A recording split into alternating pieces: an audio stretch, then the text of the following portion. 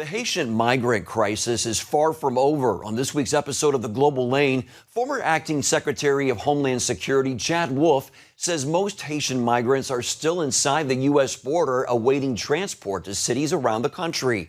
And Wolf says many more migrants are on their way.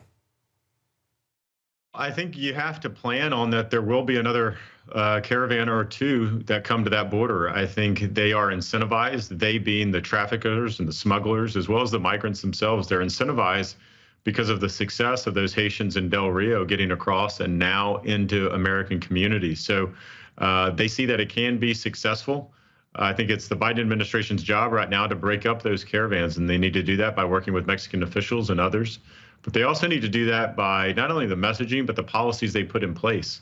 And right now, they are encouraging not only families and minors to come across that border because they've told them you won't be removed. There will be no consequence for your illegal activity of coming across that border. You'll be resettled here in the United States and you can go on with your life. And so that is a significant pull factor that they really have to address if they don't want to see caravan after caravan approach that border.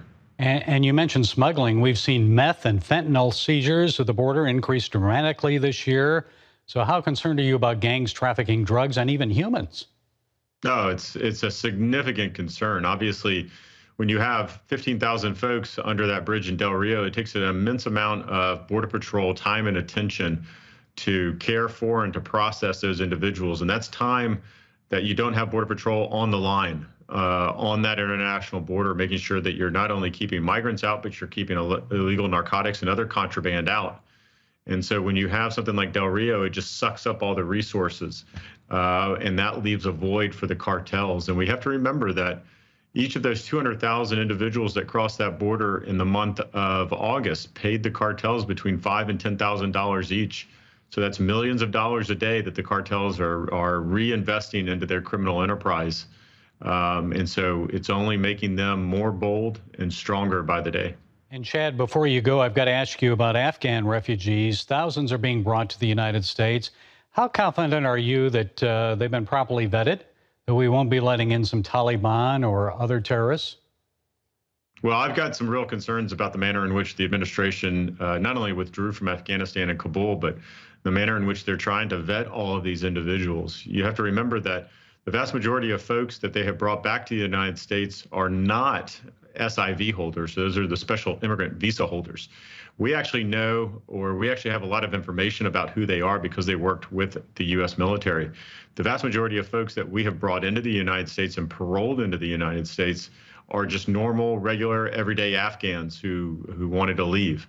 We have very little information, and so it's actually very difficult to do proper background and vetting checks on these individuals. And of course, we're doing that on the back end. We're doing it when they're already here in the country versus doing it overseas at a safe third country. So I've got some real concerns about the manner and the speed of which they're trying to do these background checks. The system's not designed to do it in the manner in which they want it to be done. And so I think corners will be cut, and we're going to miss things. And it only takes one or two bad individuals to have something significant happen here in the homeland. Chad Wolf, former U.S. Acting Secretary of Homeland Security, visiting fellow with the Heritage Foundation. Thank you, Chad. We appreciate you sharing your time and insights today. Great. Well, thanks for having me.